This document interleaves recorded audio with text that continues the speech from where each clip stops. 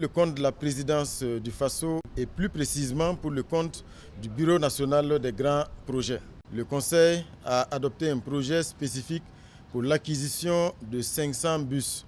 Il s'agit donc d'une décision très importante qui a pour objectif d'améliorer les capacités de la Sotraco à répondre aux besoins de mobilité des citoyens burkinabés, surtout dans les centres urbains et plus particulièrement la mobilité des élèves et des étudiants.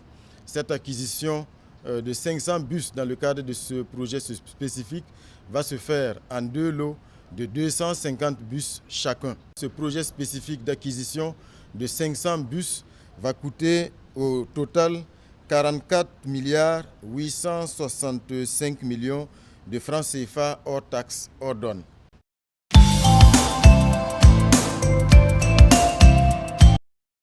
Pour le compte du ministère de l'Énergie, des Mines et des Carrières, le Conseil a adopté 3 décrets.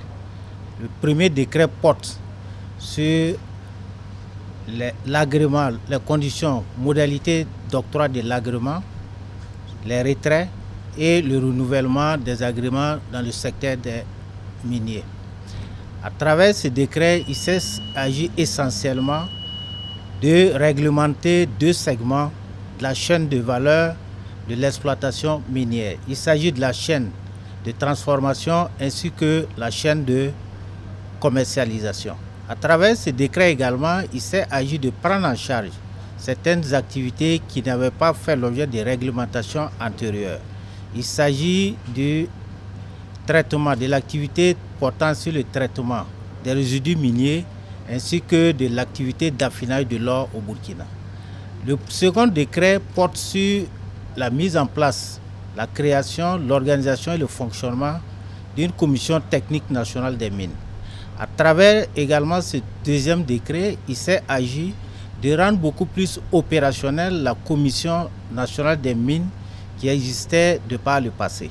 L'accent a été mis sur le côté technique à travers notamment la création d'un comité ad hoc qui va s'occuper des analyses préalables afin de fluidifier davantage le traitement des dossiers. Enfin, le troisième dossier porte sur l'organisation, l'encadrement de l'exploitation minière artisanale. À travers ce décret, il s'agit également de mieux formaliser, de mieux encadrer l'artisanat minier, de sorte à ce que nous puissions disposer d'un secteur à même de pouvoir profiter à l'ensemble des acteurs qui y évoluent, mais également de pouvoir mettre en place un dispositif à mieux de pouvoir accompagner non seulement les questions de sécurisation, mais également les questions d'encadrement de façon générale. Il s'agira à travers ce décret d'aller vers un regroupement des artisans miniers sous forme de coopérative au niveau de chaque site minier, mais également un regroupement de l'ensemble de ces coopératives au niveau régional, en une unité régionale et enfin au niveau national, à une union des coopératives afin de disposer d'une fêtière unique qui puisse prendre en charge les questions liées aux problématiques de l'exploitation minière. Il s'agirait également, à travers ce décret, de formaliser, d'encadrer à travers la signature d'un certain nombre de conventions, mais également des cahiers de charges avec l'ensemble des acteurs qui vont évoluer désormais dans ce secteur.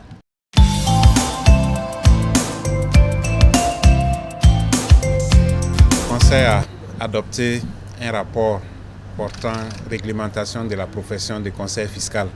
Il s'agit bien d'un avant-projet de loi. Et l'objectif de cet avant-projet de loi, c'est de travailler à faire en sorte que la profession de conseil fiscal soit réglementée. Les conseils fiscaux accompagnent les entreprises dans leurs déclarations fiscales et les assistent également à l'occasion des contrôles fiscaux. Il y a la nécessité pour certaines entreprises de se faire assister par un conseil. Et il est important qu'au regard de l'importance de la tâche exécutée par les conseils fiscaux, qu'il puisse y avoir une réglementation. Et c'est dans ce sens que cet avant-projet de loi a été proposé. Cela va permettre de réglementer la profession de conseil fiscal et faire en sorte que ceux qui sont des conseillers fiscaux aussi aient des obligations vis-à-vis de l'administration et que l'administration puisse avoir un droit de regard, un droit de contrôle. C'est pour cela que l'administration va nommer un commissaire du gouvernement auprès de l'ordre qui va s'assurer que les textes sont respectés et également qui va s'assurer que les délibérations qui sont faites lors des différentes instances sont en conformité avec les textes. Mais il est important de noter que le conseil fiscal, quand il est dans l'ordre, il est régi par la loi et bien sûr la loi prévoit aussi des sanctions pour des conseils fiscaux qui auront des manquements.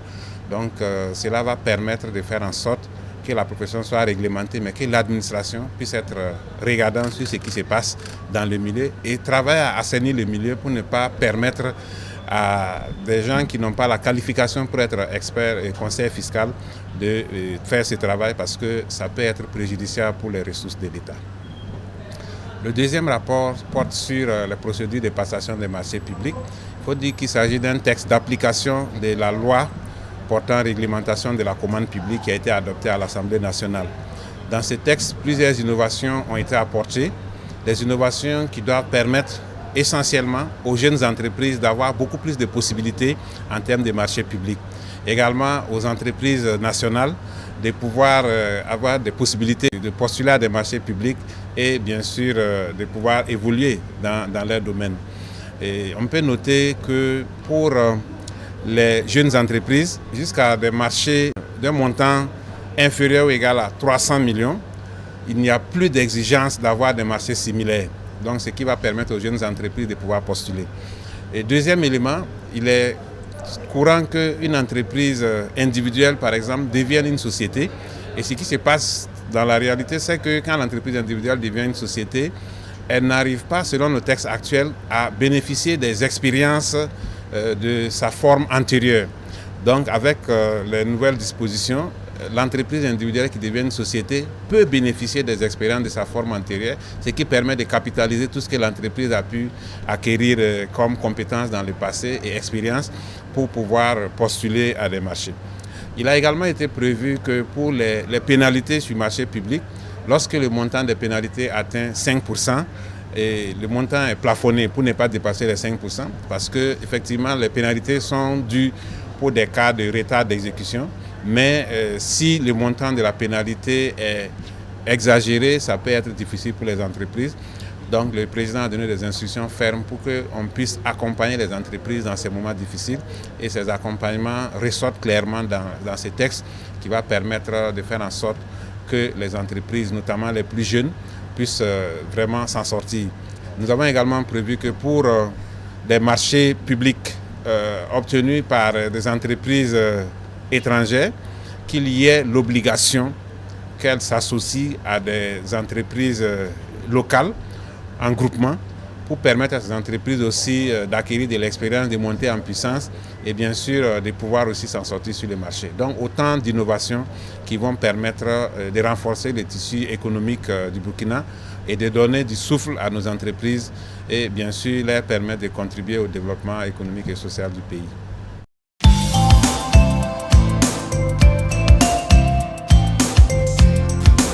Au compte du ministère de l'Agriculture, des Ressources animales et halieutiques, le Conseil a adopté 3 rapports. Et le premier rapport est relatif au décret portant statut particulier de la société d'État dénommée Faso Goulgo, qui a été créée au Conseil des ministres du 20 novembre dernier, suite à la nationalisation de la société SOPAM. Et cela vise à doter cette nouvelle société des organes de gouvernance nécessaires à son bon fonctionnement. Le deuxième rapport est bien sûr relatif au décret portant adoption des statuts particuliers de la société Faso COSAM et qui, elle aussi, a été créée à l'occasion du Conseil des ministres du 20 novembre dernier. Et ce décret vise à donner à cette nouvelle société d'État les organes nécessaires à son bon fonctionnement, notamment le conseil d'administration. Le troisième rapport est celui relatif aux résultats prévisionnels de la campagne agricole humide 2024. Et nous avons eu l'occasion de rendre compte, après les efforts qui ont été consentis par le gouvernement, des résultats qui ont été obtenus à la suite de cette campagne agricole humide. Cette campagne s'est déroulée, il faut le rappeler, dans un contexte marqué par une pluviométrie normale à excédentaire dans certaines parties du territoire Et nous notons sur l'ensemble de notre territoire une pluviométrie qui varie entre 491 mm d'eau et 1710 mm à certains endroits. Cette pluviométrie a permis, bien sûr, en plus des autres facteurs de production, d'avoir une production assez importante au cours de cette campagne agricole.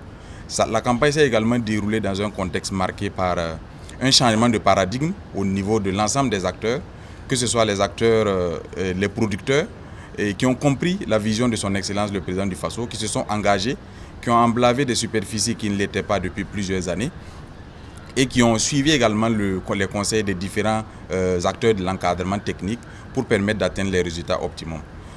Les acteurs également au niveau central, c'est-à-dire au niveau du ministère de l'Agriculture, des Ressources animales et halieutiques, ont également compris et ont changé de paradigme, ont troqué leur tenue de ville contre des tenues de campagne et contre des bottes et ont pris d'assaut les champs pour permettre en tout cas que cette production puisse être importante au cours de cette campagne.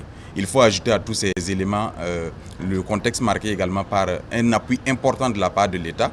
Vous avez suivi la quantité importante, autour de 62 000 tonnes d'engrais qui ont été mis à la disposition des producteurs, les brigades de mécanisation agricole qui ont été mises en place au niveau de chaque commune pour permettre de faire des labours gratuits au profit des populations.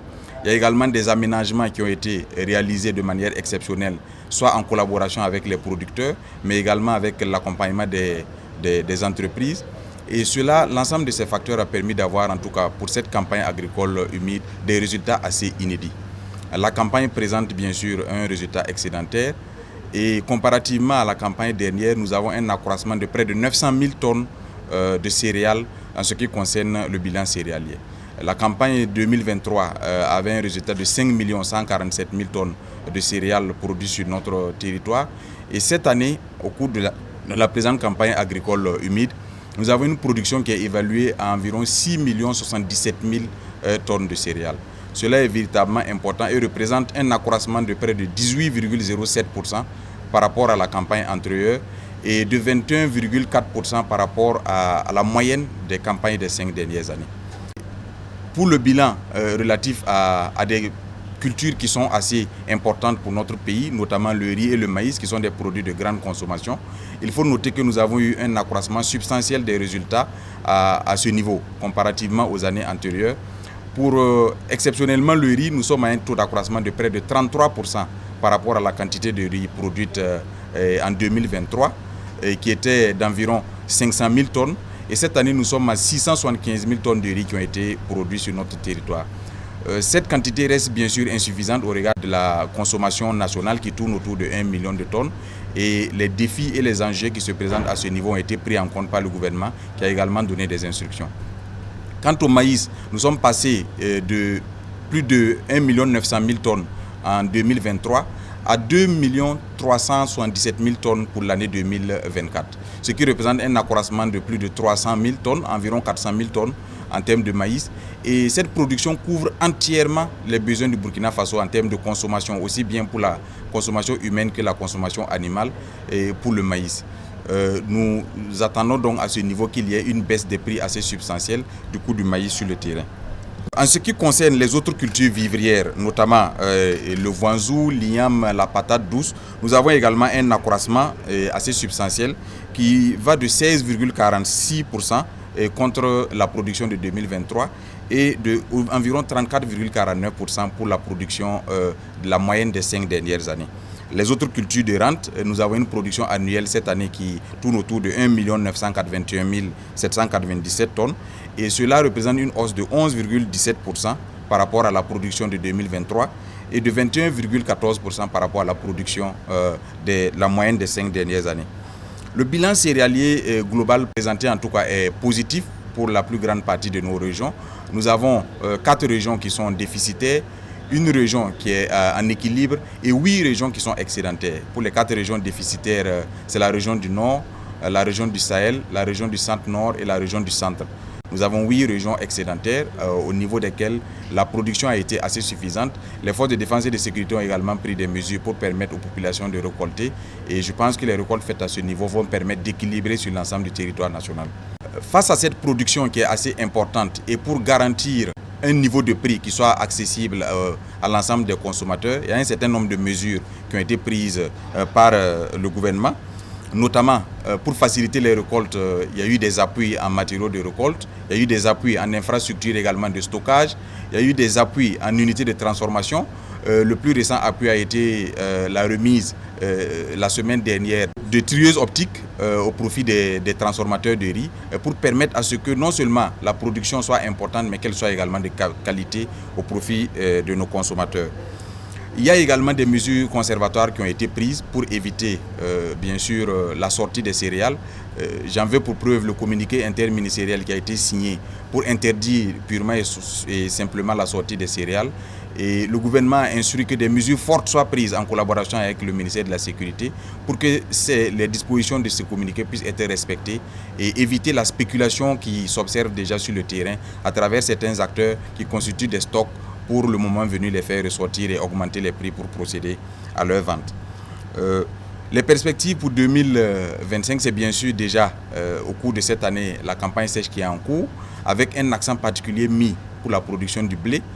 Nous sommes aujourd'hui à un niveau de 1022 hectares de blé déjà sémés sur l'ensemble du territoire national et les semis continuent sur certaines parties du territoire.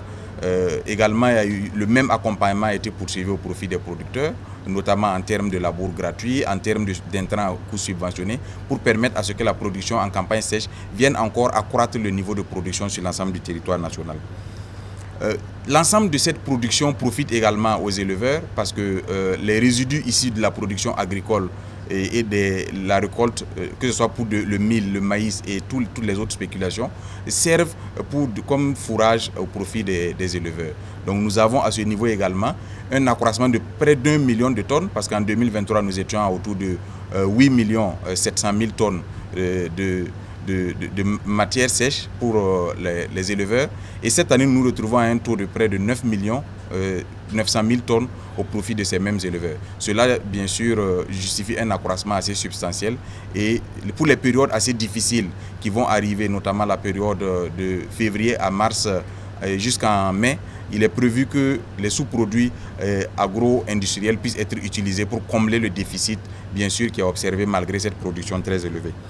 Le Conseil a instruit, bien sûr, de prendre un certain nombre de mesures fortes pour faire en sorte que cette production inédite de cette campagne agricole puisse réellement profiter à notre pays. Il s'agit notamment d'instruire la SONAGES pour que les magasins soient mis en place au niveau de chaque commune en vue d'absorber la production excédentaire qui est faite au niveau de ces différentes communes et garantir une maîtrise des prix et éviter la spéculation afin de faire de la péréquation pour les moments les plus difficiles. Il a également été instruit de renforcer le contrôle des prix à travers bien sûr le ministère des Commerces et de renforcer la surveillance aux frontières avec la collaboration des forces de défense et de sécurité pour éviter les sorties des céréales. Il a été également instruit qu'une convention puisse être négociée avec nos partenaires, les pays de l'AES, dans le cadre de nos sociétés en charge de gestion des stocks, pour que les échanges et les ventes de stocks puissent se faire d'État à État à travers les institutions qui sont mandatées en la matière et éviter qu'il y ait des sorties abusives de stocks en faveur d'un ou de l'autre des pays. Et également, bien sûr, de la mise à disposition de la SONAGES de moyens nécessaires pour lui permettre de jouer son rôle pleinement et d'assurer une conservation assez importante de ces stocks tout au long de l'année en attendant la campagne humide à venir. Il a également été recommandé la mise en place avec la SONAGES d'un mécanisme qui va permettre pour l'ensemble des cultures de rente de pouvoir faire des acquisitions importantes pour éviter les sorties des produits de cette culture-là et permettre à l'ensemble des industries implantées sur notre territoire de pouvoir en bénéficier et de pouvoir garantir un niveau de prix qui soit rentable au cours de toute l'année en attendant la prochaine campagne agricole.